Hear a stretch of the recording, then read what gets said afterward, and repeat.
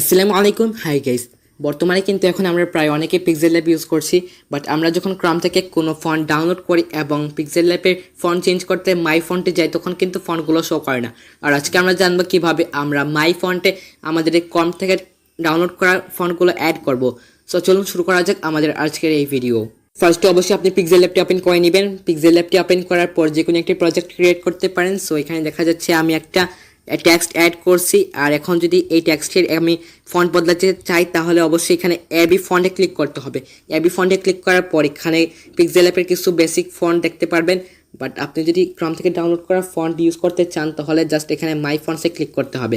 মাই ফন্টসে click করার পর এখানে যে দেখতে পারবেন আপনার কোনো ফন্ট এখানে কোনো ফন্ট শো করবে না, সাধারণত এটা শো করে না, বাট আপনাকে কাস্টমাইজ করে অ্যাড করতে হবে। সো কাস্টমাইজ করে অ্যাড করার জন্য এখানে যে ফাইল প্লাস অপশন আছে, এই ফাইল প্লাস অপশনে ক্লিক করতে হবে।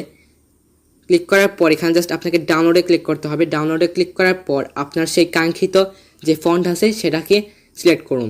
সো এখানে আমার শামীম চলন্তিকা, সো এটাকে আমি সিলেক্ট করলাম।